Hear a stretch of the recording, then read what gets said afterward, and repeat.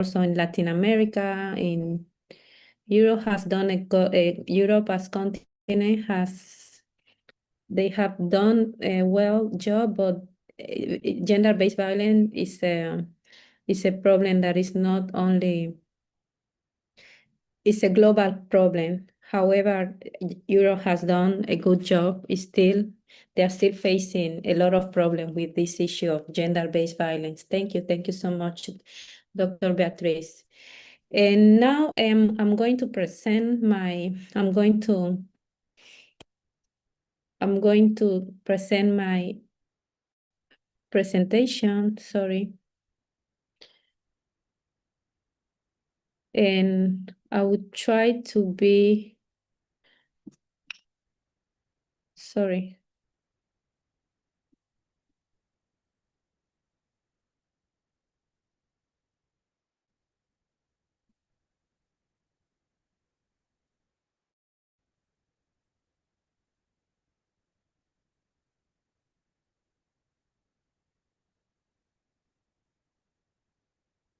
Sorry, Ilux, are you still there?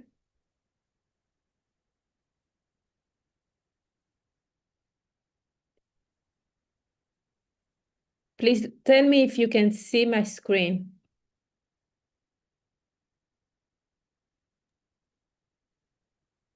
Not yet. Not yet. Okay, I don't know what happened. I share your screen very well, but now I don't know why it's so difficult to me now to share my screen. Maybe Try just to, do it again. yeah. Sorry?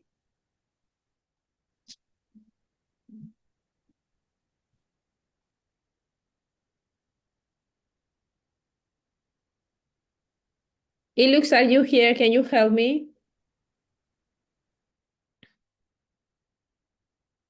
You are doing interpretation. Okay, can I send you my presentation so you can share it, because I don't know why now I cannot share my screen. Or if you can give me some tips that I can fix this problem, because I have just shared Dr. Beatriz presentation, but now when I'm trying to share mine, it's not possible. Okay.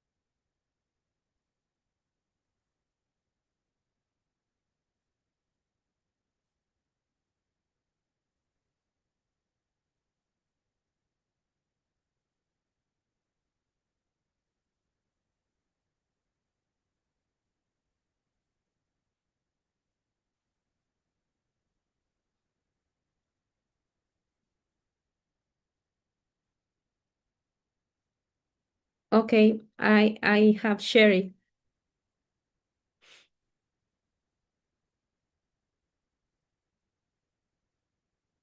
Nobody is talking. Can you hear now? Yes, I can hear you. Okay, nobody was talking. I was sharing my presentation with Ilux because I don't know why I cannot share my presentation now.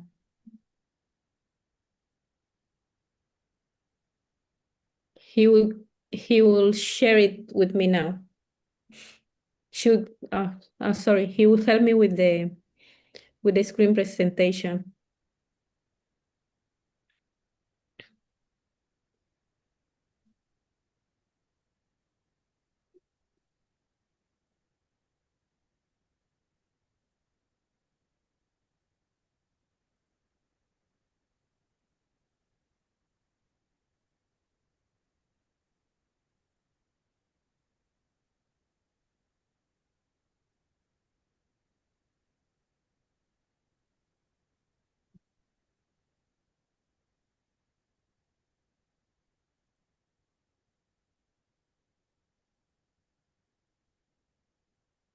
Oh, thank you so much.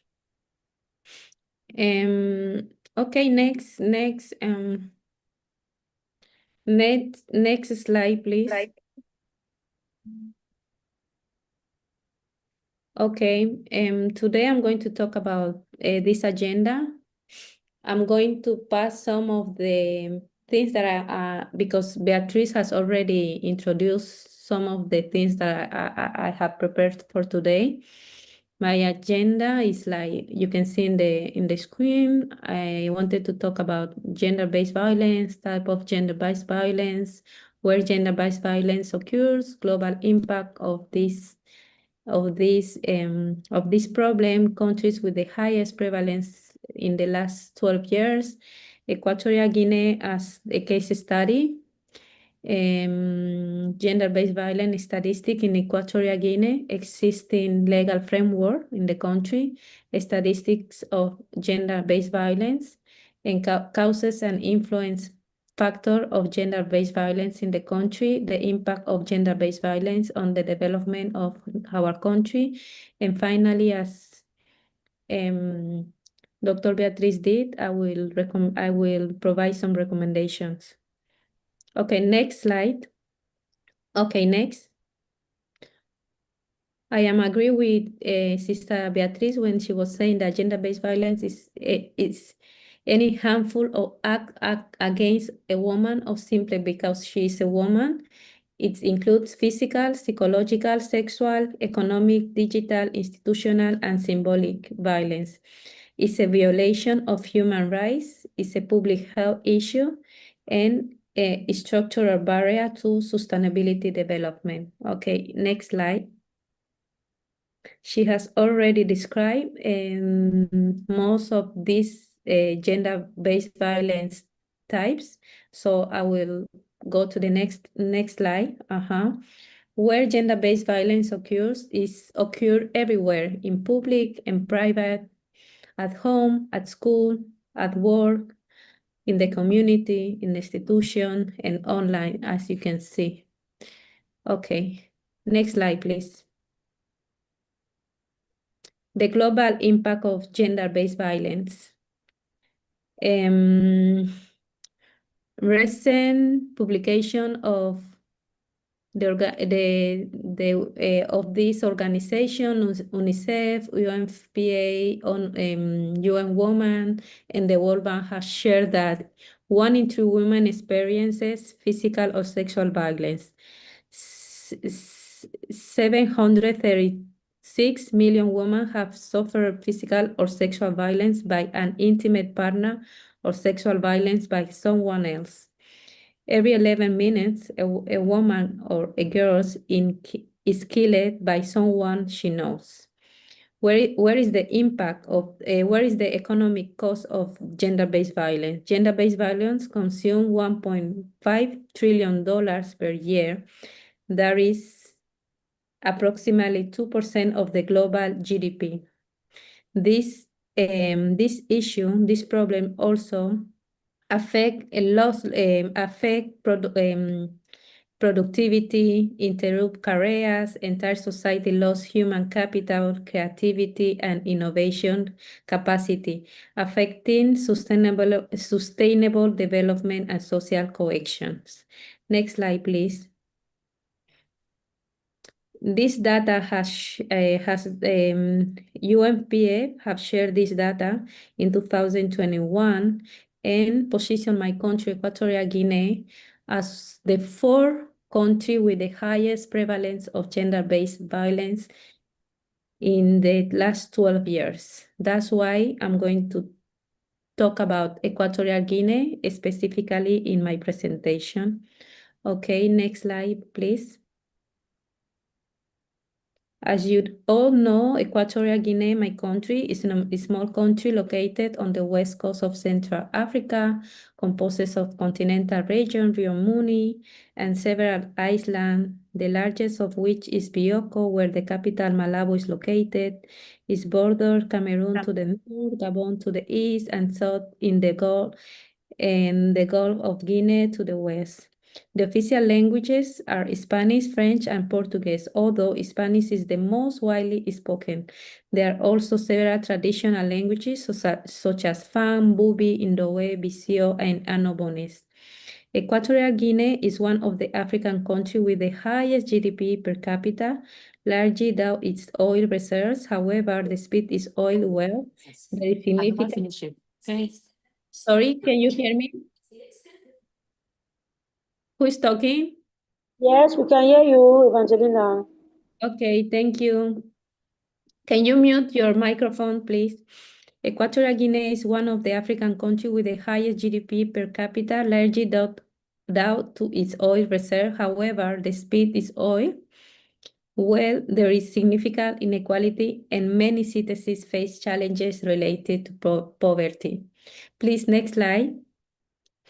As you can see, go back. I was thinking that you were projecting yes, this is the International Monetary Fund data that they have shared. They have positioned my country also as the fourth country with the highest GDP per capita, but that is not reflected in the population of its people. Okay, can you go next slide, please?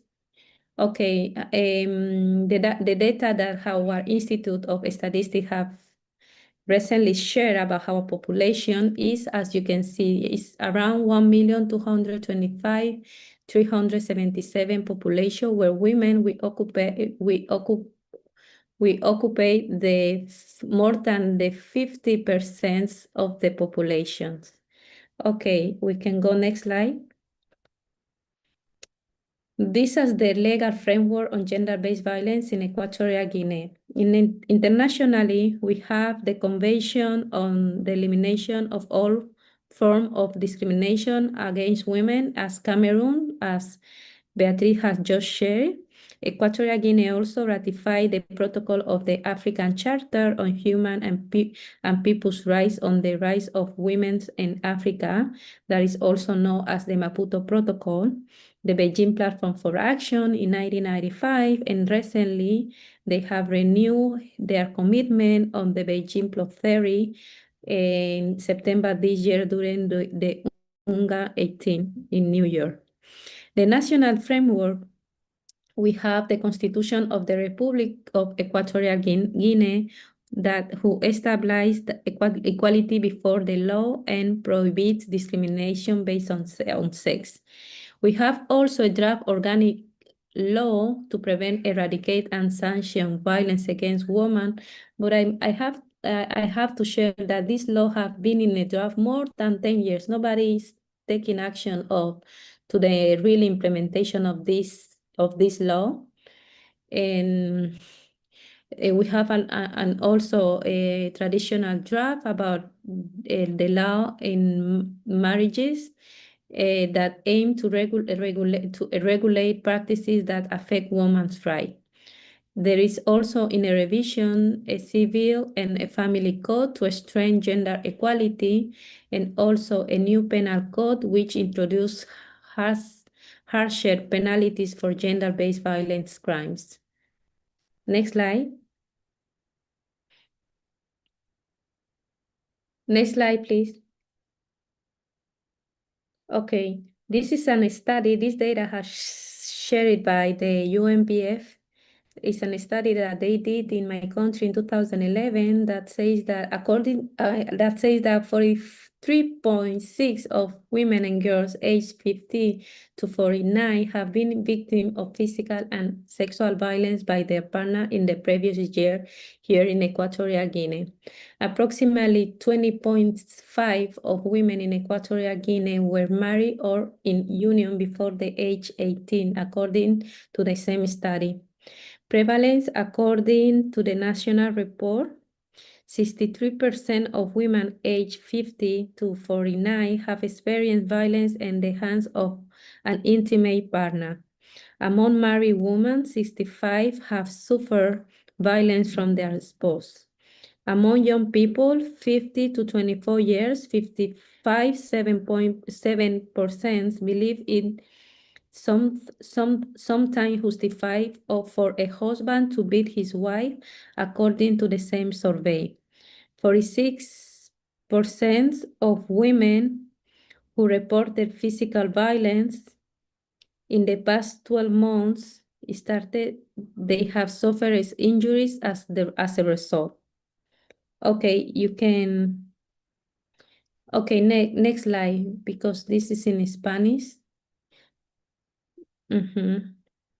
Okay. The existing legal framework of gender, sorry. In the UNPF study also, the following types of violence were identified and addressed by institutions in the different areas of the countries.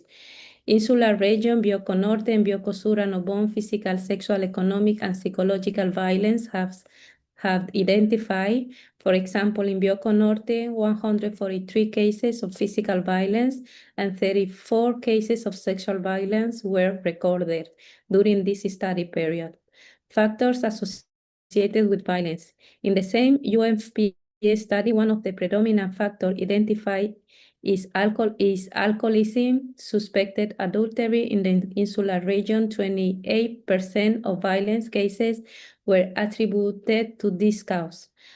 Household demands. This represents another significant protection of the reported factors. Next slide, please. Causes and influencing factor of gender-based violence in Equatorial Guinea. Most of the causes that influence this kind of violence is limited access to justice, alcoholism, lack of institutional coordination, suspected adultery, as the study of the UNPF show, lack of resources, weak institutional awareness, impunity, household demands, norms and attitudes justifying violence, unequal distribution of services, non-specialized legal framework, early marriage, open legislative processes. Gender-based violence in Equatorial Guinea is driven by a combination of individual behavior, social norms, household pressures, and systematic weakness in legal and institution structures. Yes. Next slide. The impact of gender-based violence on the development of Equatorial Guinea. The impact of human capital, social pillar of our national agenda 2035. Violence affects the physical and mental health of women, reduce their capacity to contribute to national development. Girls who are victims of violence have lower school performance and higher dropout rates, weakening the formation of future human capital. And the economic impact, violence reduces labor productivity and increases costs in health, justice, and social services. It limits women's economic autonomy, hindering the inclusive growth projected by our national agenda. The impact on social well-being and community cohesion. Violence normalizes inequality and reproduces cycles of poverty. It affects family and community stability, compromising the social well-being objectives established in our Vision 2035. Next slide, please. The impact on governance and participation. Gender-based violence limits women's participation in public life, reducing female representation in decision-making spaces. The 2035 Agenda promotes a more inclusive society. Gender-based violence hinders this progress. The impact on national sustainability development. Violence delays the implementation of policies on women, empowerment, equity, and social protection outlined in our national strategy. It limits community resilience and their capacity to contribute to national transformation. Yes, next slide. The recommendation and the call for action to end the gender-based violence in our country. There is a need of strengthening the legal framework and its implementation.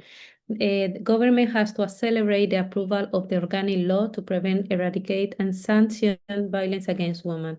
Complete and implement the draft traditional marriage law to eliminate harmful practices. finalize the revision of the Civil and Family Code to guarantee equality in rights, custody, property, and decision-making, fully enforce the new penal code regarding gender-based violence and related crimes, align national legislation with international communities, as the CEDAW, the Maputo Protocol, the Beijing Plus 30 Agenda 2030, and the Agenda 2063 for Africa. And also the country has to join and ratify the African Union Convention on Ending Violence Against Women and Girls to strengthen regional and national efforts to eliminate gender-based violence.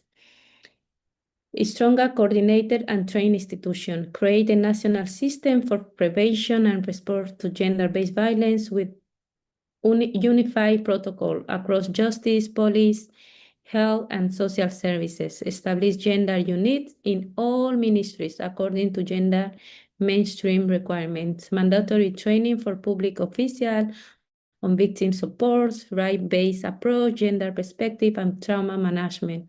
Integrate the fight against gender-based violence into institutional priorities of the National Development Plan agenda. Next slide, please.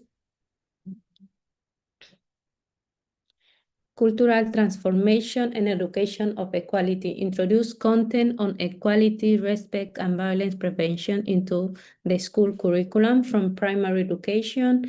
Develop national campaign to dismantle harmful tradition, practices, and gender stereotypes.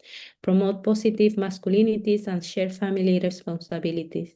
Emphasize that culture is dynamic and cannot be used to justify inequality or violence. Data evidence and transparency. Create a national gender-based violence data system to guide evidence-based in public policies. Establish national gender observatory, integrating government, universities, civil society, and international organizations. Conduct periodic prevalence studies and monitor of trends.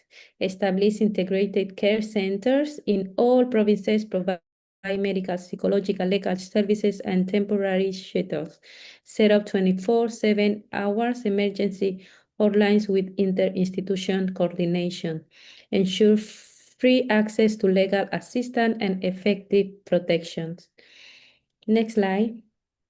And prevention support and empowerment programs led by women association, promote participation with international organizations to strengthen capacity, encourage community participation and local female leadership, and strengthen NGOs and civil society. Role of the private sector and media. Adopt zero tolerance policies for harassment and discrimination in the workplace. Promote equal pay and care advancement opportunity for women. Encourage media to communicate ethically, challenges stereotypes, and disseminate prevention messages. Next slide.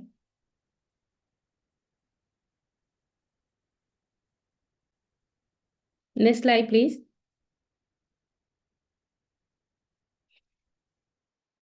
This is my last phrase, that gender-based violence is a direct barrier to development. In contrast, the education and empowerment of women and girls are the foundation of truly sustainable development. Thank you. Thank you so much.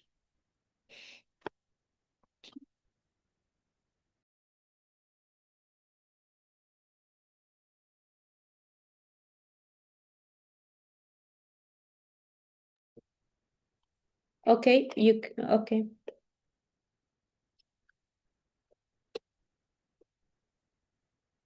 Thank you so much. Ilus, you can, Our next speaker is Nidele Mafo, President of Be Afrena. Welcome, Nidele.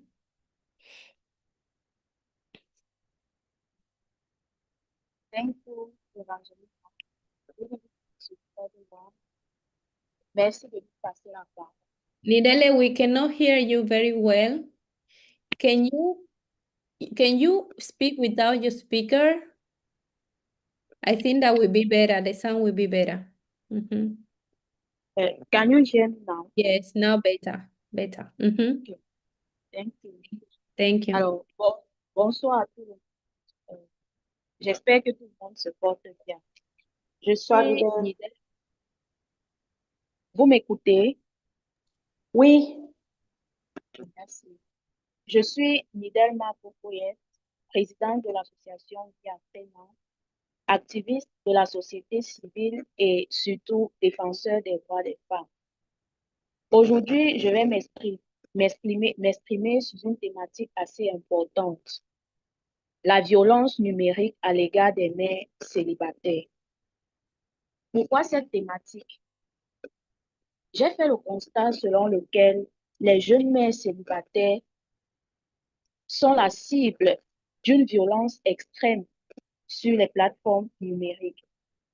Alors, en tant qu'activiste de la société civile, en tant que féministe, je pense qu'il est de mon devoir de prendre leur défense, de sensibiliser autour du sujet et surtout de protéger ces jeunes mères célibataires. Ma prise de parole va se concentrer sur 4 points essentiels. Premièrement, il sera question pour moi de dénoncer à travers l'identification des différentes formes de violence numérique à l'égard de ces jeunes mères célibataires, de sensibiliser sur la question en deuxième point. En troisième point, de proposer des différentes solutions possibles pour supprimer, voire éradiquer complètement la violence numérique. Et le quatrième point sera centré sur l'appel à l'action.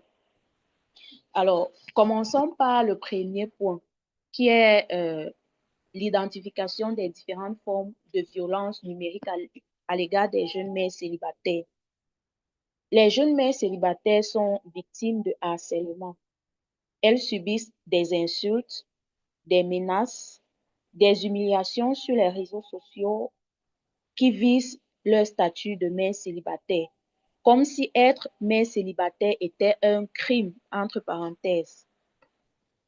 Les jeunes mères célibataires sont victimes de la diffusion non consentie d'informations personnelles. On peut voir l'exposition de leur vie privée sur les réseaux sociaux et parfois l'utilisation de leurs images pour les discréditer et pour les stigmatiser. En ligne, on assiste également à la violence économique numérique. Il s'agit de l'exclusion des opportunités en ligne euh, qui mettent de côté les jeunes mères célibataires et il s'agit également des arnaques ciblées ou alors de l'exploitation financière. Également, nous avons l'isolement social.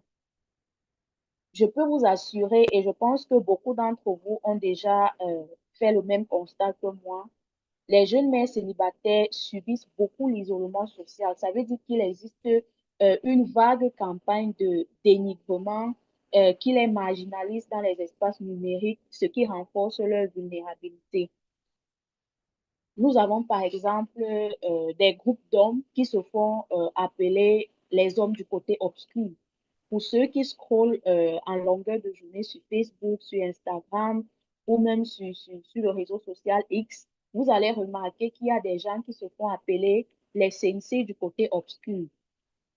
Je peux vous assurer, ces mouvements passent leur temps sur les réseaux sociaux à insulter les mères célibataires, à les stigmatiser, à leur faire croire que c'est un crime d'accoucher et tout en étant marié, d'accoucher n'ayant pas un homme à ses côtés. Or, c'est une force, c'est une victoire, c'est une fierté pour une femme, pour une jeune fille, d'élever son enfant seule.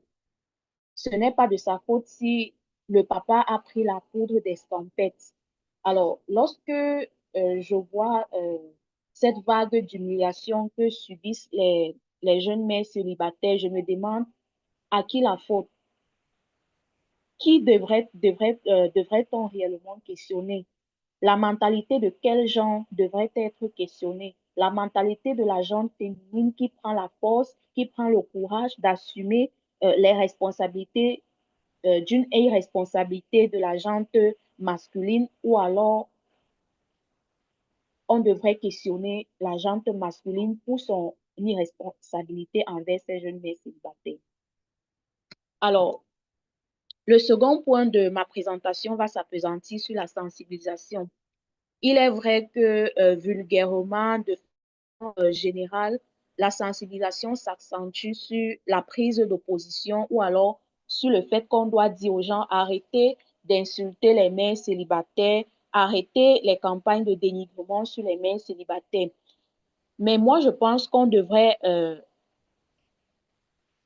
également développer les nouvelles techniques de sensibilisation. Et concernant ces nouvelles techniques de sensibilisation, je propose une éducation numérique. Cela signifie qu'on doit former les jeunes mères célibataires à reconnaître les différents signes de violence en ligne et à se protéger. On devrait leur apprendre à identifier en ligne, c'est-à-dire lorsqu'elles scrollent sur les réseaux sociaux, elles doivent être à même de reconnaître une forme de violence. En même temps, en seconde position, je propose également qu'on forme ces jeunes filles, qu'on renforce leur capacité à recevoir le choc et à transformer cela en force et en opportunité. Cela signifie qu'on devrait accompagner les jeunes mères célibataires, on devrait les encourager, on devrait forger leur mental pour qu'elles ne soient pas affectées, pour qu'elles ne subissent pas des chocs émotionnels lorsqu'elles se retrouvent stigmatisées sur les réseaux sociaux. À côté de ça, je propose également une forte mobilisation communautaire.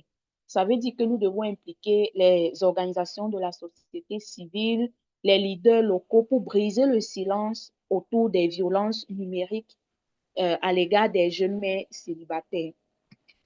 Lorsque je parle d'impliquer les leaders locaux, je fais référence directement aux chefs traditionnels, je fais référence directement aux leaders traditionnels parce que vous savez, euh, dans certaines cultures, dans certaines traditions, en Afrique, c'est encore un tabou, c'est encore un péché, entre guillemets, de faire l'enfant n'étant pas marié. C'est encore un péché pour une jeune fille d'accoucher n'étant pas mariée. Alors, si nous pouvons demander ou alors nous pouvons plaider auprès des chefs traditionnels, auprès des leaders communautaires, d'inverser le discours, de modifier ou alors de renégocier le discours auprès des populations. Euh, je pense que tout ira bien.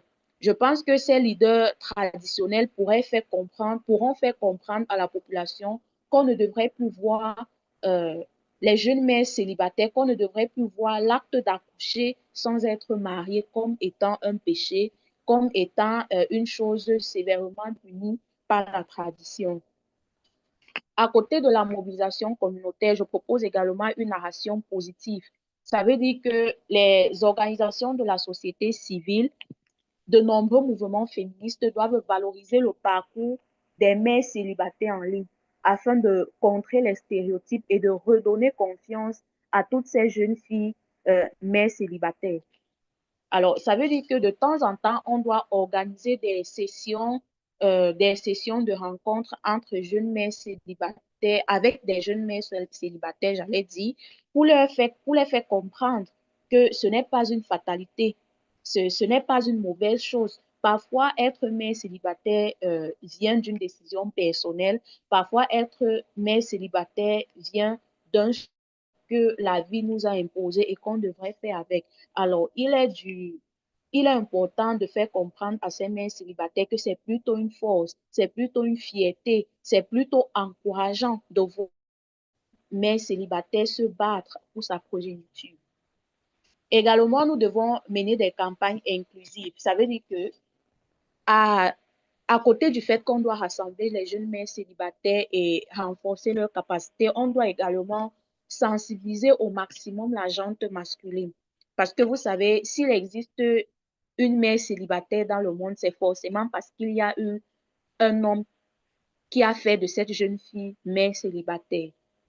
C'est parce qu'il y a forcément à côté un homme qui a refusé d'assumer ses responsabilités.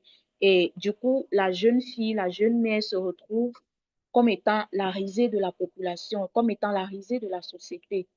Alors, nous devons mener des campagnes inclusives qui prennent en compte à la fois la gente féminine et la gente masculine. Alors, j'en ai terminé avec la sensibilisation et je pense que je m'avais proposé, j'allais dire, quelques actions, quelques solutions pour éradiquer les violences numériques des jeunes célibataires. Alors, je pense que dans le cadre juridique, il faudra renforcer la juridiction, c'est-à-dire plaider pour les lois claires contre le cyberharcèlement et la protection des données personnelles.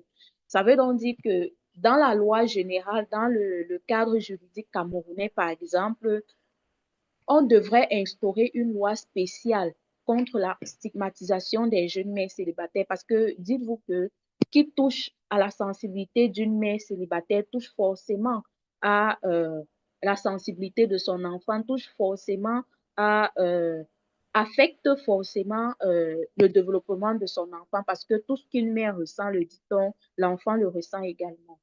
À côté de cela, je propose un accompagnement psychosocial, donc mise en place des cellules d'écoute et de soutien pour les jeunes célibataires. Également, je propose les partenariats technologiques.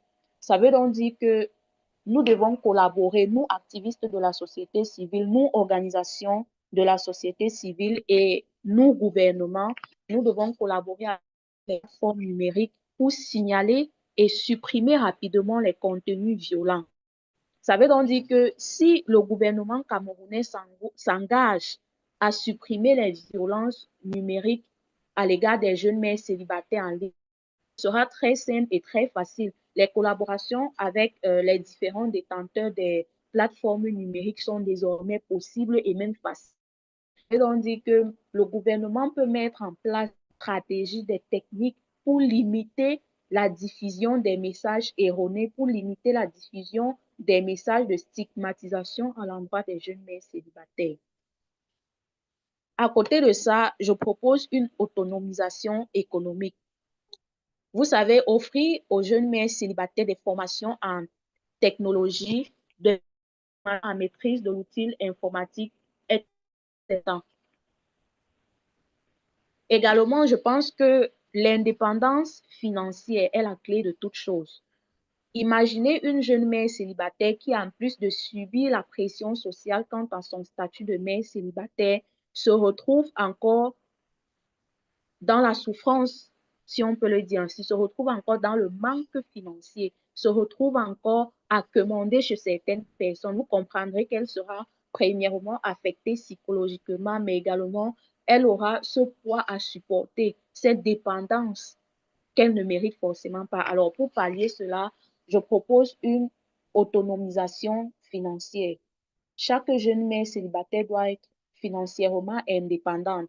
Cela limite les maux, cela apparaît un peu comme étant, une force pour contrecarrer la stigmatisation, pour contrecarrer les humiliations. Cela devient comme une corrosion pour elle parce que vous devez le savoir, dans une société comme le Cameroun, dans la société actuelle, celle qui ne demande pas est en fait celle qui est forte, celle qui s'assume. Alors, je pense que pour les jeunes mères célibataires, c'est aussi l'une des solutions. Alors, le dernier point sur lequel je m'en vais m'appesantir est l'appel à l'action. J'en appelle à l'action des différentes parties prenantes. Premièrement, aux institutions publiques, je les invite à adopter et à appliquer les politiques fortes de protection numérique. Aux organisations de la société civile, aux associations locales, des féministes, aux défenseurs des droits des femmes, j'invite chacun de nous à intensifier les campagnes de sensibilisation et à créer des espaces sûrs pour les victimes. Oui, c'est important. Et aussi aux plateformes numériques, c'est-à-dire aux entreprises qui font dans le digital, aux entreprises technologiques, je les appelle à assumer leurs responsabilités en renforçant les mécanismes de signalement et de modération. Ça veut donc dire que tous les détenteurs d'un site ou alors tous les créateurs de contenu, tous les créateurs de sites Internet, toutes les personnes qui possèdent en fait certains réseaux sociaux doivent s'arranger, doivent assumer leurs responsabilités et doivent mettre en place des mécanismes de signalement de violences numériques, de violences faites à l'égard des jeunes mères célibataires. Et maintenant, à la population entière, à chacun de nous, à ceux qui sont présents à cette conférence et même à ceux qui ne le sont pas, je nous invite à banaliser les violences, à refuser de banaliser les violences numériques. Je nous invite à soutenir les jeunes mères célibataires et à promouvoir un Internet respectif, respectueux et inclusif pour tous. Alors, la violence numérique n'est pas une fatalité. Nous devons transformer les espaces digitaux en lieux de solidarité, d'opportunité et de dignité pour les jeunes mères célibataires. Parce que leur voix mérite d'être entendue, leur image mérite d'être respectée et leur avenir mérite d'être protégé. Je vous remercie.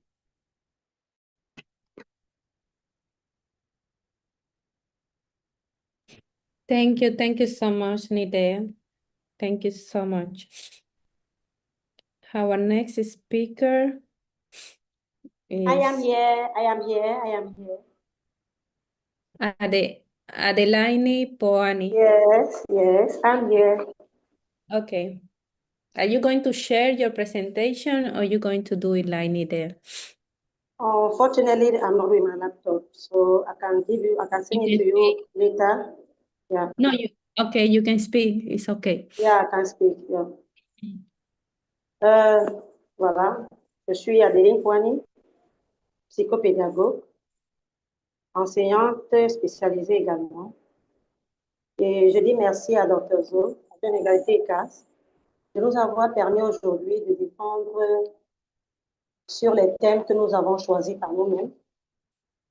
Et également, je dis merci à tous les panélistes qui sont là, qui ont décidé de partager avec nous leur expérience. Donc, je commencerai par dire stop au féminicide, parce qu'en 2025, au Cameroun, nous avons réalisé 66 cas de féminicide, ce qui n'est pas rien, parce que si chaque année on doit réaliser un tel nombre, c'est lourd. Alors, je commence par la définition globale du terme violence, parce que mon thème, lui, il est basé sur la violence conjugale.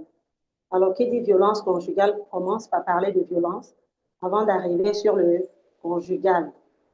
La violence, chez nous, nous pouvons la définir comme, nous dirons que les femmes au Cameroun et partout dans le monde entier sont souvent considérées par l'homme comme étant le sexe faible. Celles-ci se retrouvent souvent à être battues, humiliées, abaissées et parfois seules face à l'éducation des enfants. Parce que le mari, entre guillemets, dira qu'il n'a pas de temps et ce n'est pas son travail. Ces femmes sont victimes de plusieurs sévices par leurs partenaires et elles choisissent de rester par amour pour le conjoint ou pour leurs enfants à cause de la pression sociale et familiale. Ces sévices qu'elles vivent, qui peuvent être de forme physique ou psychologique, par le conjoint, sont des formes de violence. Nous allons donc aboutir sur la violence conjugale. La violence conjugale est ici celle exercée par un conjoint sur un autre au sein d'un couple, s'inscrivant dans un rapport de domination et se distinguant des disputes entre individus et groupes. Celle-ci comprend les agressions psychologiques, verbales, des menaces, des pressions et des privations ou des contraintes physiques et sexuelles, ainsi que des actes de domination sur le plan économique. Ces actes peuvent causer des dommages psychologiques, physiques et un isolement social, voire jusqu'à la mort. La violence conjugale peut inclure un ensemble de comportements. On parle alors de contrôle correctif. Nous allons partir de cette définition pour établir une différence entre ce que c'est qu'une dispute et une violence au sein d'un couple. Parce que le plus souvent, nous confondons dispute et violence. Alors, les disputes sont encore appelées conflits conjugaux, qui mettent en opposition deux points de vue dans un rapport d'égalité, alors que les violences, quant à elles, il s'agit d'un rapport de domination et de prise de pouvoir de l'autre sur la victime. La violence conjugale ici comme rapport de domination. Nous allons dire qu'elle est un processus systémique et évolutif qui se distingue de la violence situationnelle qui peut arriver soudainement au sein d'un groupe parce que parfois toutes les situations ne sont pas des situations préparées, elles peuvent arriver de façon soudaine sans qu'il y ait pour autant de domination, c'est-à-dire de hiérarchie entre les membres du groupe. Ne perdons pas de vue que la violence conjugale, elle est une forme de violence domestique ou de violence familiale, c'est-à-dire cette violence qui touche également les autres membres du foyer, en particulier les enfants du couple. Ayant souvent lieu dans des espaces privés, régulièrement les violences conjugales se passent dans la chambre. Elle n'est pas toujours facile à repérer. De ce fait, certains chercheurs estiment que le huis clos conjugal peut se révéler un haut lieu de violence. Nous allons remarquer que régulièrement, lorsque nous observons nos sœurs avec des bleus sur le corps, et lorsque vous leur posez la question, elles vous diront non, c'est grave, c'est pas un problème, c'est comme ça que mon mari est, je le supporte comme ça. Mais pourtant, elle est en train de mourir au fond d'elle. Et un jour, vous allez entendre seulement, oh, elle est morte. Elle est morte pourquoi? Parce que le mari a tapé sur elle et par inadvertance, elle a frappé la tête sur un mur, elle est tombée, elle est décédée. Avec les autres formes de violence de genre, elle est un facteur de risque pour la santé des femmes partout dans le monde. Les effets de ces violences de genre sur la morbidité et le taux de mortalité devraient les faire considérer comme un problème de santé publique selon les banques mondiales. Alors, nous allons parler maintenant des formes de violence conjugale. Nous avions des violences physiques qui sont remarquées par des coups, des mutilations, des strangulations, des meurtres. Les violences sexuelles, ça peut être des viols, des agressions sexuelles, les proxénétismes, voire violences sexuelles dans le couple. Nous avons la violence psychologique qui peut être un chantage, une insulte, une humiliation, une dévalorisation, une menace, une pression, une jalousie excessive. Nous allons remarquer que beaucoup d'hommes qui sont ceux-là, qui ont des affaires à faire hors extra-conjugales, sont ceux-là qui n'aimeraient pas voir leur femme être épanouie. Ils sont possessifs et ils sont extrêmement jaloux. Ils pensent que ce qu'eux, ils font dehors aux autres femmes sont ce que certains hommes font à leurs épouses. Nous avons la violence économique et administrative. La violence économique est caractérisée par l'emprise d'un conjoint sur les finances de l'autre, par exemple. Un contrôle financier est imposé, une surveillance accrue du budget, la privation des cartes de paiement, une dépendance financière forcée. Donc, la violence administrative peut prendre la forme d'une rétention des papiers d'identité et des documents administratifs, d'une violence de dénonciation pour les femmes en situation de précarité au regard du titre de séjour. Cette forme de violence conjugale est moins connue, mais est fréquente dans les cas de violence conjugale. La privation et contrainte, le vol, c'est-à-dire destruction des propriétés, privation de liberté, contrôle de la mobilité. C'est-à-dire que l'homme ne voudrait pas que sa femme sorte. Elle ne peut pas siéger avec les autres femmes, c'est-à-dire des réunions. Par exemple, comme nous avons notre groupe Jeunes Égalité et Casse, s'il arrive qu'il y ait une réunion physique, ce monsieur dira non, madame, tu n'iras pas. Il est possessif et il est en même temps en train d'exercer une forme de privation sur la femme. Nous avons la privation d'autonomie, confiscation des revenus, de véhicules. C'est-à-dire la femme ici ne peut rien faire d'elle-même, elle n'est pas libre. Tout ce qu'elle veut faire passera par l'homme. Elle ne peut pas se déplacer avec un véhicule qui est à la maison. Elle ne peut pas utiliser librement peut-être une carte bancaire qui est commune. Il faudrait toujours que l'homme ait le contrôle au-dessus du tout.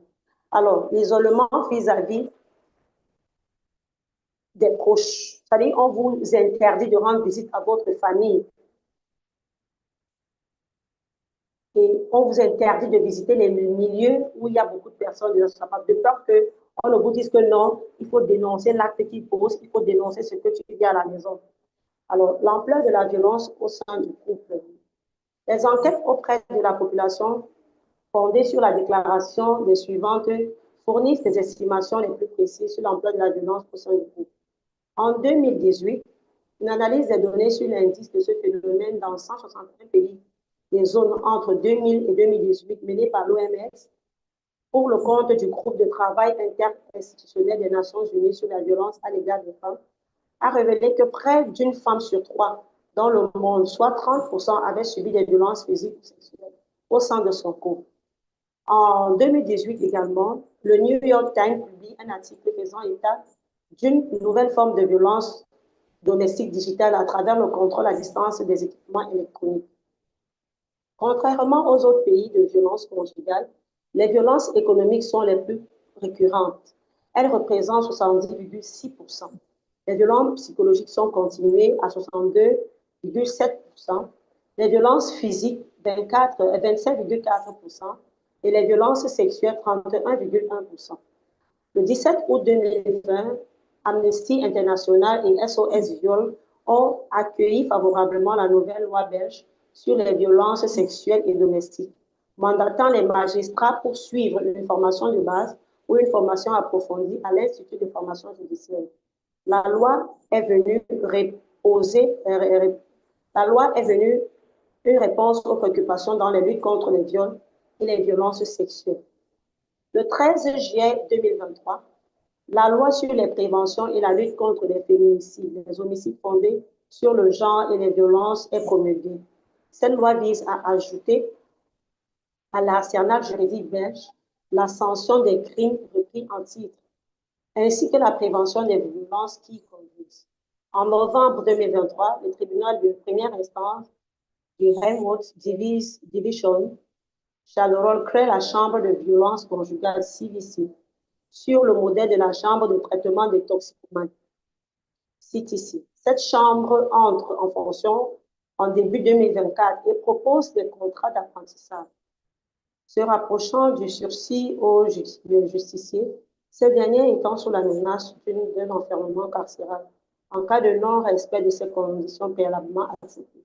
Cependant, au Cameroun, nous distinguons des acteurs de non-violence, des violences au sein de l'espace conjugal qui sont la belle famille et les coépouses. Ne perdons pas de vue que dans un couple, nous sommes en Afrique, la polygamie est autorisée et dans un couple, on a l'homme et les épouses. Donc, ce n'est plus seulement l'homme et l'épouse. On a le foyer monogamique qui a l'homme et l'épouse, le foyer polygamique qui a l'homme et les épouses. Alors, sachant que cette polygamie est un acte autorisé chez nous, et qu'au Cameroun en particulier, il est permis à un homme d'avoir une ou plusieurs épouses selon sa convenance, de ces mariages se multiplient davantage des violences conjugales, mais cette fois ayant pour auteur les épouses. Donc, dans ces foyers, ça ne sera plus seulement l'homme qui sera l'auteur d'une violence, mais également la coépouse pourra être l'auteur d'une violence dans le foyer. Dans la même lancée, le mariage au Cameroun est une institution collective, c'est-à-dire qu'il n'est pas seulement l'affaire des conjoints, mais celle de l'ensemble de la conjuration sociale, à laquelle sont partie prenante ceux-ci. Dans un tel contexte, on comprend la propension naturelle des parents, des frères, des sœurs et amis des conjoints à s'octroyer le droit de regard, de contrôle et d'intervention dans la sphère de l'intimité conjugale. Ceci veut simplement dire que dans un foyer en Afrique, les parents, les frères, les sœurs ont leur mot à dire dans le couple.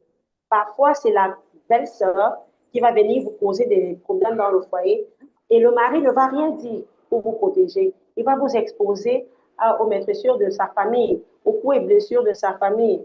Donc, nous devons faire vraiment gaffe avec nos frères et sœurs dans les foyers.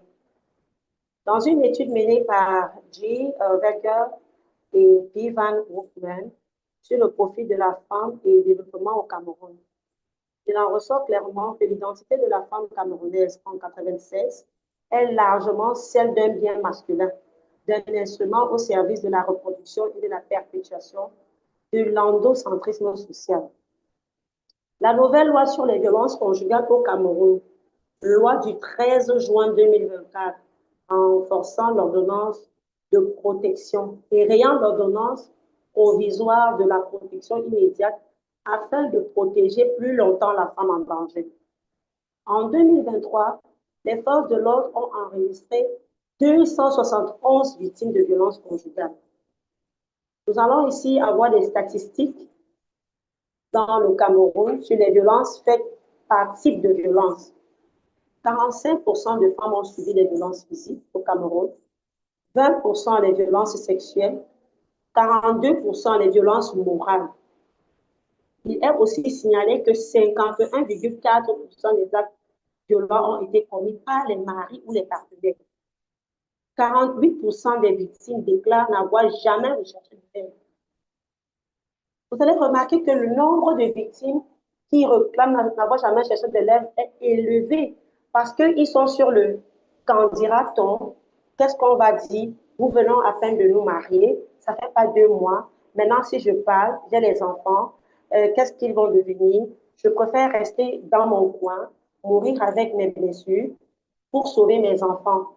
Pourtant, nous allons dire non à ça. 39% de victimes n'ont jamais parlé à personne de la violence qu'elles subissent ou qu'elles ont vécue. Nous passons ainsi au classement des violences conjugales envers les femmes par région au Cameroun. Vous allez remarquer avec moi que la région du centre est celle-là qui a le plus grand pourcentage parce qu'on a pour habitude de dire que les gens du centre sont très violents. Et ce n'est pas faux. Au centre, nous allons réaliser 64% de violences exercées sur la femme, avec 44 seulement dans la ville de Yaoundé. À l'ouest, nous avons 55%, à l'est, 53%, au sud, 52%, au nord-ouest, 48%, au littoral, 47%, avec 44% seulement dans la ville de Douala. Et vous savez comment le littoral est tout large. Donc, Douala, à lui seul, a vraiment les violences. Au nord, nous avons 44%, au sud-ouest, 41%, à l'extrême nord, 27%, et dans la Yamawa, 26%, selon INS Cameroun. Nous allons parler maintenant des recommandations. Nous allons dire que toutes les organisations, nous souhaiterons que toutes les organisations se mettent ensemble pour dire non à la violence faite dans les foyers et toutefois en préservant la femme et la jeune fille qui vivent cette violence. Encore, nous souhaitons que les ONG qui œuvrent pour la femme reçoivent des fonds pour la bonne avancée de leur œuvre. Mais seulement, il y a ce questionnement qui reprend parce que nous avons enregistré, selon la loi du 23 janvier 2025, qui dit que le devoir conjugal n'existe plus. Celle-ci est de la décision de la Cour européenne des droits de l'homme.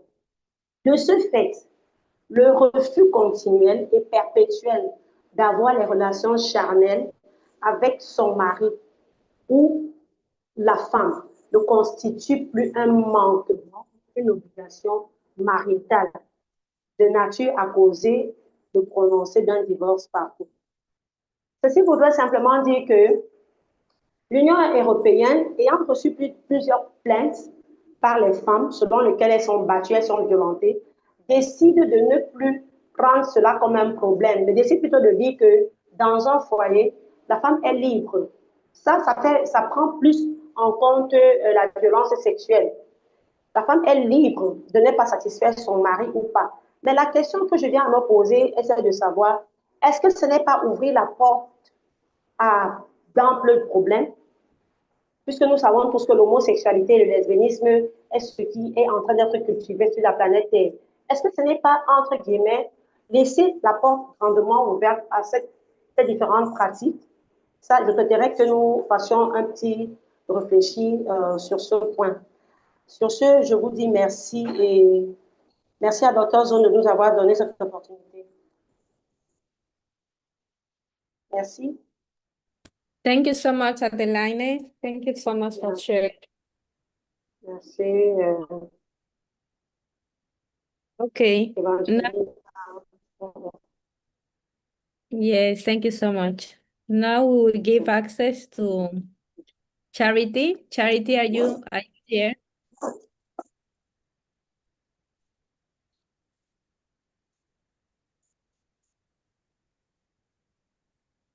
Yes, your microphone is on mute.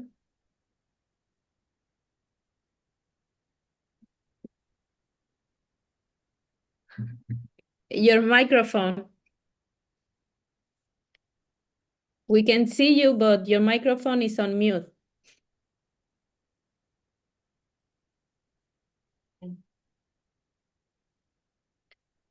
Ilus, can you help her?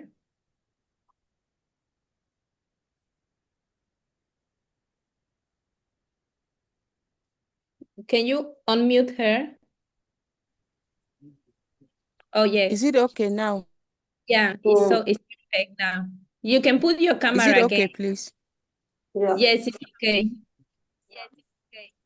I don't know. Can you get me now? Yes, we can Yes. get you. Okay, thank you very much. Good greetings to all. I'm Dave Charity. Women in widowhood, cleansing and life as widows. Okay, when our activity came up, I look at the various loopholes in the treatment of women, in beginning from my community to the surrounding communities, and I discovered that widowhood cleansing is one of the ways where women face gender-based violence, given that the treatment is not the same. Okay, the other presenters, especially Evangeline, that talk on gender-based violence as barrier to development, education, and empowerment, already covered the background that I had prepared. Okay, so I will just continue from there to say that the various points I want us to consider is the idea of women as a gender or a natural gift by nature to a person from birth. And then I want us to also throw our minds on widowhood in particular. When we talk of widowhood here, we are referring to women who have lost their spouses, that's their husbands. How are they treated in your community? So I'll be taking the case study of my community, that's the northwest region of Cameroon. So the Bali community in particular will be my first case study, as I will call it, my case study. Okay, I will just share an image where I want us to look at it and see something. Okay, you can see my screen here. This is the image of widows that are undergoing widowhood cleansing in my community. Okay, this cleansing is done by men. According to the culture, it's done by the men. Okay, looking at it, we see the older widows that are at least having some clothes to cover their loins, while the new widow is just putting on just plantain leaves, fresh plantain leaves, as the men are doing their cleansing. Okay, here I see it a lot as a gender-based violence. Okay, during this widowhood cleansing, what actually happens? So my intervention will be looking at the widowhood cleansing rites in the Bamenda grasslands of Cameroon, taking particularly my community, that's the Bali communities of the Bamenda grasslands of the northwest regions of Cameroon. And then I will also bring forth the life that women live as widows in the community, considering their economic, social, ranging from psychological to physical torture that they undergo. And that will end up by bringing to us their recommendation. That's what I think we should implement, or the community should implement, in order to put the women on equal treatment to like the men or the opposite gender. Okay, cleansing, widowhood cleansing rites in this particular area, that is in the Bamenda grasslands, but particularly the Bali communities. We see new widows, they sit on the floor, on the bare floor for maybe 3 months. If we look at the image we have shared here, is widowhood cleansing rites in this 21st century, which means that it's not long from now. And we see women, they will sit on the floor, bare floor, not putting on dresses. Yes, as widows, they sit on the floor, they don't put on dresses. They need to eat without washing their hands. They need to spend months in that condition without cleansing, irrespective of whether it's a young woman, maybe still menstruating, or an elderly woman that is at menopause, maybe with sickness and the rest. We see them sit on the floor, backed by the culture. Says that is the only way that you can do in order to be free from the spirit of the late spouse. What else is done during widowhood cleansing rites? They force the women, especially in the early hours of the day, because it is claimed that that was the time when she was supposed to spend emotion there, so she has to cry, she has to wail at the top of her voice every blessed day in cold. And then what else is done? The women are forced not to bathe.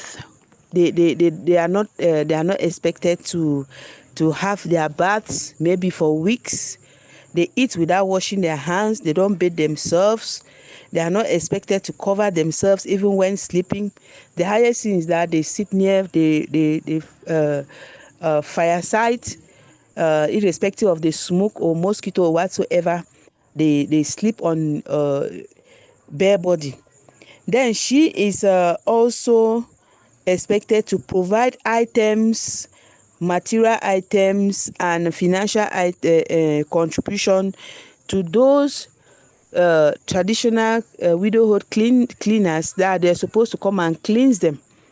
They provide heavy sums of money for these people before they can come to do their cleansing rites. So this is already, for me, you see the women going through a lot during that particular period. Then some of the restrictions that the women have, widows have during this period, is that they are not permitted to touch anything that belongs to them nor to their late husbands during this cleansing period. So imagine a woman, a widow at this particular moment, if they had, whether even her phone, she's not supposed to pick calls, she cannot touch money, she cannot touch dresses.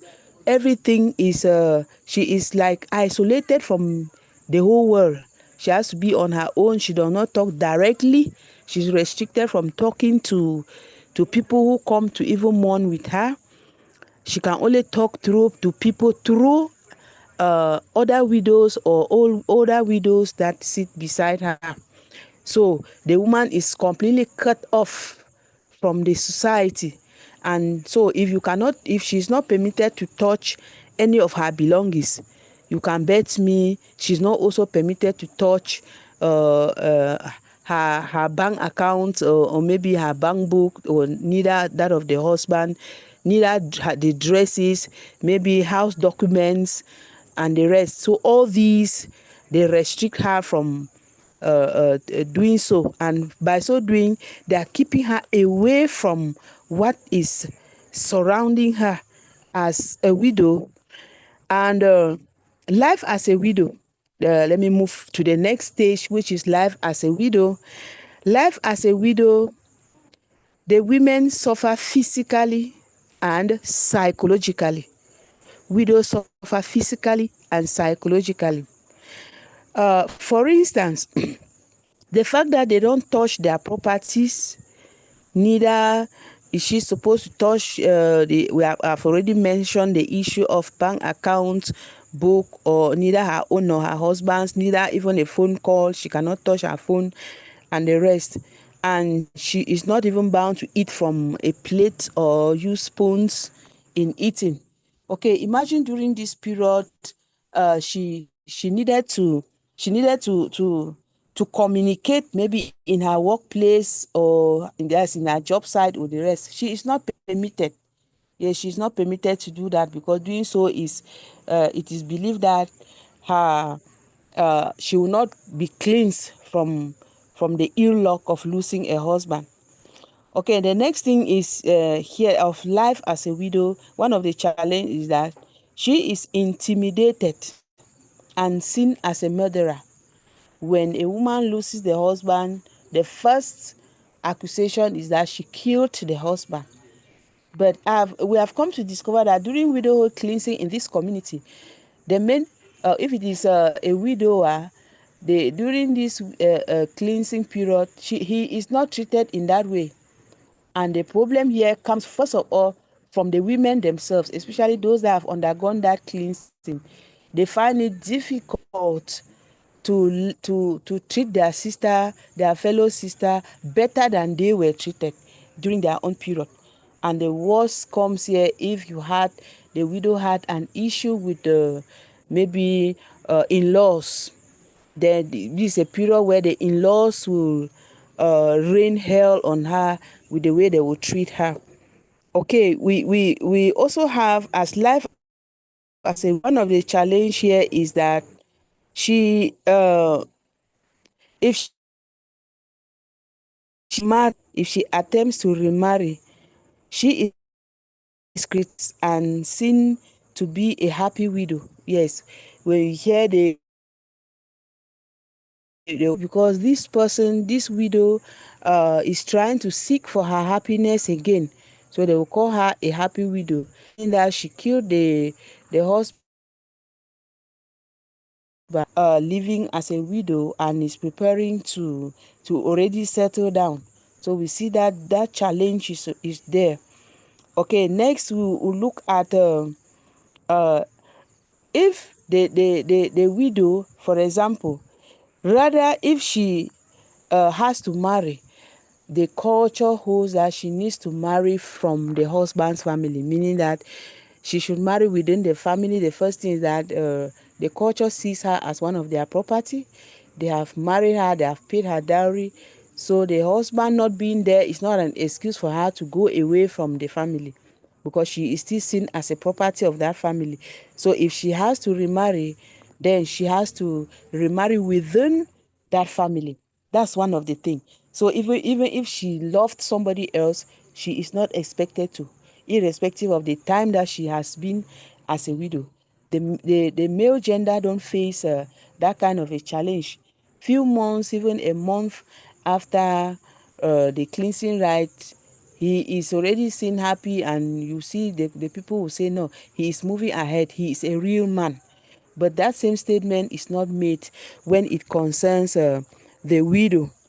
Okay, if the brother-in-laws have done all what they could do, and this widow still is not willing to remain within the family circle, the widows can suffer loss of property.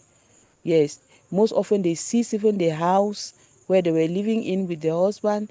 They seize the farmlands. Maybe it's only the widow was just living her life from her farming.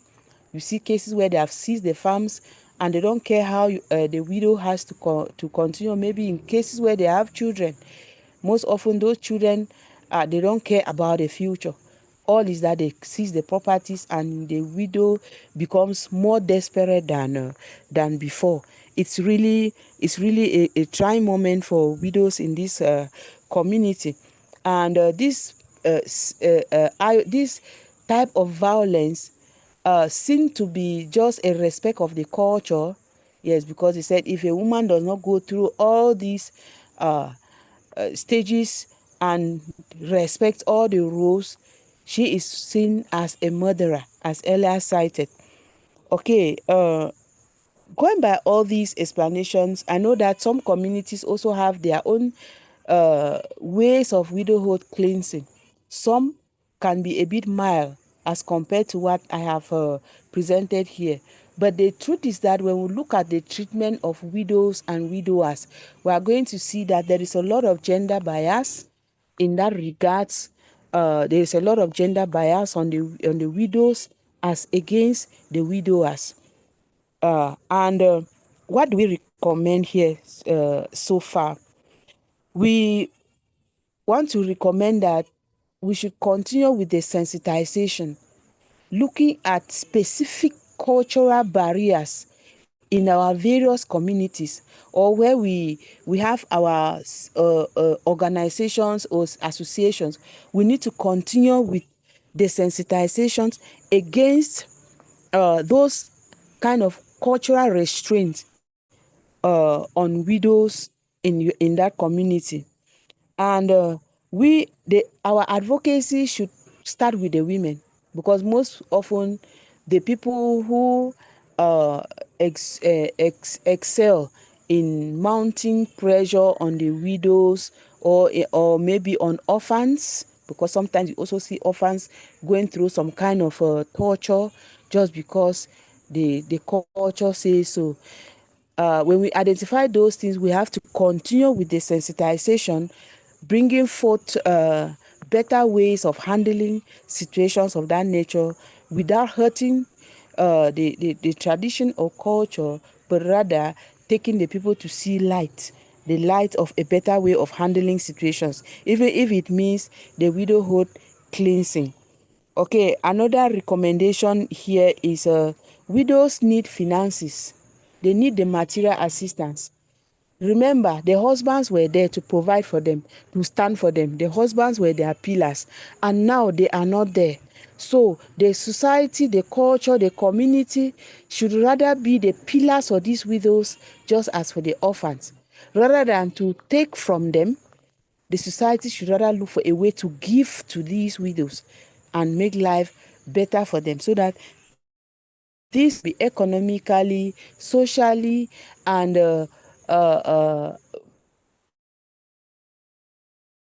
put their life even after losing a life partner and being more trouble on these widows. We should rather help. As I've earlier said, the support cannot be possible if we don't continue with taxation in every way. And I believe that Jenny,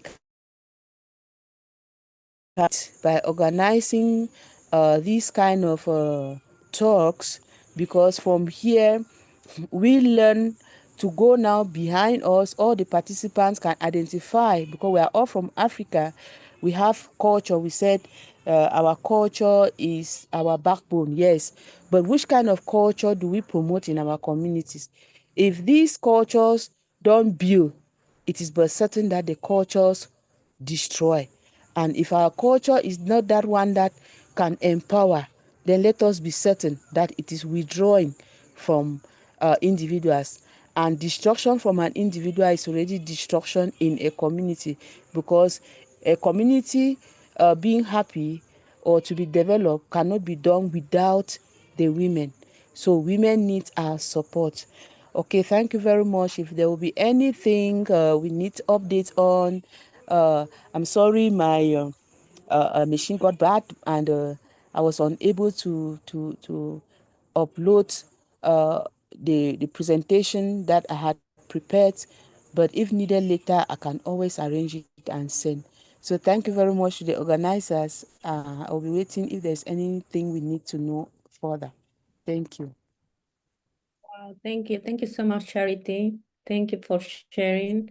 The widows is a community that we always forget about those women, specifically here in Africa, how our culture can decide our culture when in different culture. I have an experience, no personal experience. My grandmother's sister married to 3 brothers. The first one died, the second died, the third died. And now that you are talking about this topic, I am really concerned. I would like to speak with Harris to know about, because nobody was there to help in there to understand her feeling, because the culture has decided no, because you have your first husband has died, you have to marry now the second, his brother. Who asked her that if she wants to do it? And as you say, also she was like the property of her first husband family, and those women doesn't have the spaces to talk about the issue, to being in this kind of places where other people take decision about them. And thank you so much, Charity. When I will see my grandmother sister again, I would like to speak more with her, to know this experience with her, how she was feeling, because nobody was there to help her out,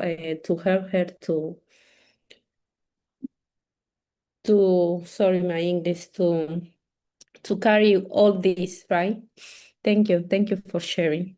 And our last speaker today, are you there, right? Let me find her name. Is Solal. Solal, are you there? Oui, oui, Okay. je suis là. Yes, the screen is for you. Today you will speak about Allô? women health and leadership, right? Allô? Hello, we can hear you. You can speak now. If you want to turn your camera on, you are allowed to do it.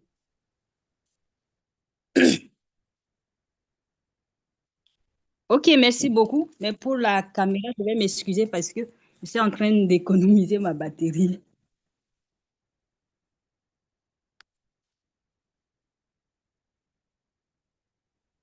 Ok, bonjour à tout le monde. Bonjour, chers panélistes.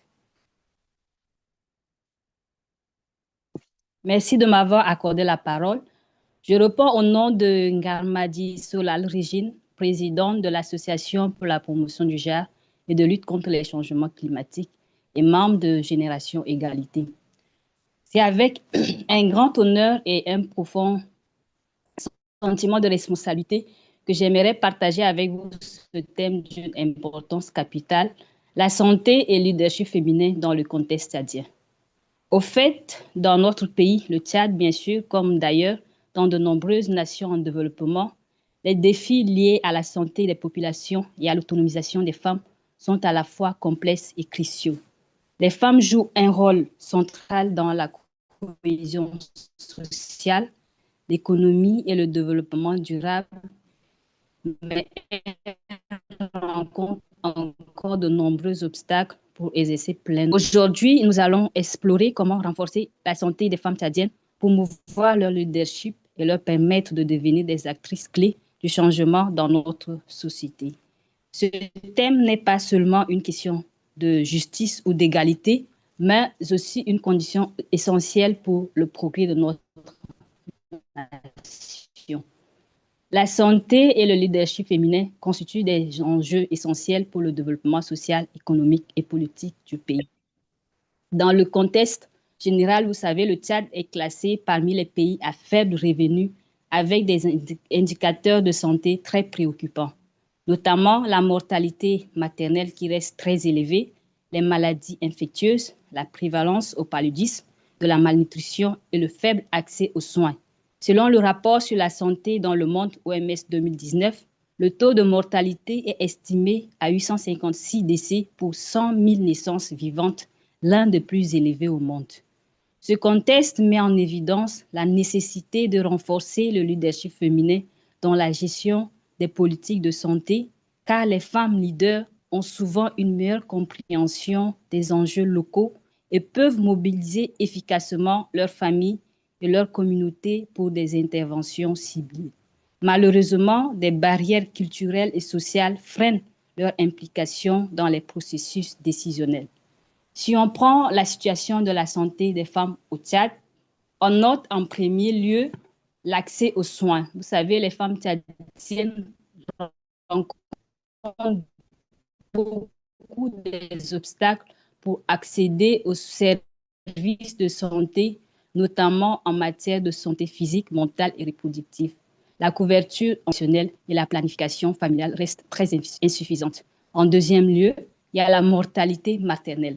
Le taux de mortalité maternelle reste encore très élevé au Tchad.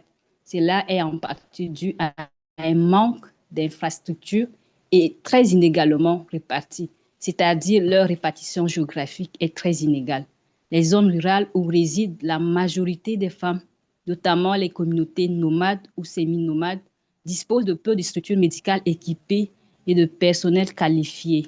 Cela entraîne un accès limité aux soins, en particulier pour les soins d'urgence, la maternité ou la prévention, et également de personnel qualifié d'une manière générale, c'est-à-dire les structures de gouvernance tchadiennes manquent souvent de programmes spécifiques pour encourager et soutenir la montée en puissance des femmes. Il y a les maladies prioritaires, c'est-à-dire la prévalence du paludisme, des maladies sexuellement transmissibles, de la malnutrition, affectent particulièrement les femmes et les jeunes filles.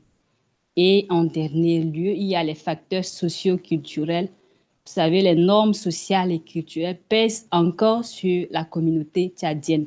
Certaines pratiques traditionnelles ou croyances peuvent dissuader les femmes de consulter des professionnels de santé, préférant des remèdes traditionnels ou évitant la faiblesse de l'autonomie des femmes, notamment leur dépendance financière ou sociale, limite également leur possibilité de prendre des décisions de santé indépendantes.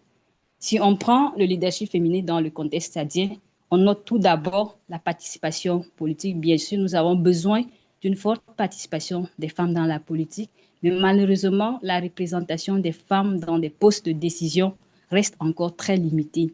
La présence dans les instances de gouvernance, les conseils de santé ou les programmes de planification est souvent très faible, ce qui limite leur influence dans la conception et la mise en œuvre des politiques de santé, malgré des avancées qui ont été réalisées grâce à des quotas et des initiatives pour encourager leur engagement. Ensuite, il y a leur rôle dans la société civile et l'économie. Bien sûr, de nombreuses femmes jouent un rôle clé dans l'agriculture, le commerce informel et les associations communautaires. Mais leur leadership est souvent peu reconnu ou soutenu. Et également, il y a les barrières au leadership. Ces barrières sont entre autres le patriarcat, les normes culturelles restrictives, le manque d'accès à l'éducation selon l'UNESCO. Le taux d'alphabétisation des femmes au Tchad est d'environ 29%, ce qui limite leur accès aux formations et leur capacité à occuper des postes de leadership, ainsi que la violence basée sur le genre également. Et bien sûr, on note aussi les initiatives et des opportunités. Il y a des programmes nationaux et internationaux qui œuvrent pour renforcer le leadership féminin, promouvoir l'autonomisation des femmes et encourager leur participation à la prise des décisions. Par exemple, il y a le projet Femmes Leaders en santé, soutenu par l'UNFPA 2022, qui a permis à des femmes de développer leurs compétences en gestion de projets. Il y a la plateforme Femmes en santé Tchad, qui rassemble des professionnels engagés de diverses initiatives. Il y a aussi la campagne Leadership au féminin, lancée par le gouvernement tchadien en 2022, vise à encourager la participation des femmes aux postes de responsabilité. Il y a l'intérêt du choix de ce thème pour nous porte tout d'abord en premier lieu, si on améliore la santé des femmes et des communautés, on favorise la sensibilisation, la prévention et l'accès aux soins pour les femmes et les enfants qui sont souvent les groupes les plus vulnérables. Cela contribue à réduire la mortalité maternelle et infantile, un enjeu majeur au Tchad. En second lieu, encourager le leadership féminin dans le secteur de la santé permet de promouvoir l'égalité des chances et de renforcer la participation des femmes dans la prise de décision, ce qui est essentiel pour une société plus équitable et inclusive. En troisième lieu, le leadership féminin dans la santé offre aux femmes des opportunités de formation, de responsabilité et de reconnaissance, ce qui peut avoir un effet positif sur leur autonomisation économique et sociale. Et en quatrième lieu, la réponse aux défis spécifiques du contexte tchadien montre que le Tchad fait face à des défis importants en matière de santé, notamment en zones rurales et marginalisées. Les femmes leaders peuvent jouer un rôle clé pour adapter les interventions sanitaires aux réalités locales et mobiliser efficacement les communautés. En cinquième lieu, la santé et le leadership féminin sont liés aux objectifs de développement durable, notamment ceux concernant la santé ODD 3 et l'égalité des genres ODD 5. Leur intégration dans le contexte tchadien contribue à accélérer la réalisation de ces objectifs. Et en dernier lieu, en valorisant le rôle des femmes dans la sphère de la santé, on contribue à renforcer la cohésion sociale et à prévenir les conflits, notamment en faisant entendre la voix des femmes dans le processus de paix et de développement. Comme recommandation, pour renforcer la formation et le mentorat des femmes dans le secteur de la santé, favoriser l'inclusion des femmes dans les processus décisionnels, soutenir les initiatives communautaires menées par des femmes leaders pour améliorer la santé de leur communauté, collaborer avec les partenaires internationaux pour mobiliser des ressources et partager les bonnes pratiques. En somme, le thème sur la santé et le leadership féminin dans le contexte tchadien est d'une importance stratégique pour améliorer la santé publique, promouvoir l'égalité, renforcer l'autonomisation des femmes et soutenir le développement durable du pays. Je vous remercie. Thank you so much, Sister Solange. Thank you so much for your inputs about this project and about this conference. Thank you, all of you that who has enjoyed these conversations. I'm now going to ask you if I'm going to provide the closing remarks, and at the end, I would like you to turn your cameras on and we can take a picture to finalize this forum. For the closing remarks, distinguished panelists, colleagues, and sisters from Central Africa, today we have shown that when our voices rise together, they do more than denounce gender-based violence. They challenge it, expose it, and transform it. Each of you has contributed truth, expertise, and courage, revealing the many faces of violence, and more importantly, the many pathways towards change. Violence against women and girls is not a cultural destiny, nor an inevitable reality. It's a social choice, and because of that, it is reality that society can change. Our commitment must go beyond these 10 days of activism. It must be reflected in our institutions, in our laws, in our communities, and in our homes. It must guide the pathway, the most guide the way we educate, the way we communicate, and the way we govern. Today, we reaffirm that Central Africa, through Gen Egalité et Caste, has leaders, experts, and visionary women capable of shaping a future where equality is not just a message, but a lived reality. Let us continue building alliance. Let us continue protecting one another. Let us continue raising our voices for those who still cannot speak. Because when women is safe, the whole society moves forward. And when the women of Central Africa unite, there is no violence that can silence us. Thank you so much.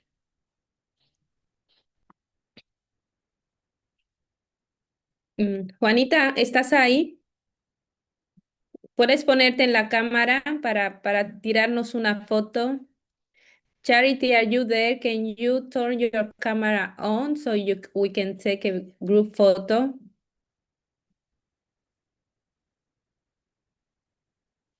Charity? No? Okay, I will take a picture. Look at my face. Oh my gosh. Okay, thank you. It looks too, yes. 1, 2, 3. Sorry. Okay, I'm going to take another one. Perfect. Thank you. Thank you so much. Have a nice weekend and see you. Bye. Bye bye. Merci beaucoup. Bye. Thank you. Thank you for helping us with this meeting. Thank you so much. Have a nice weekend too. Merci.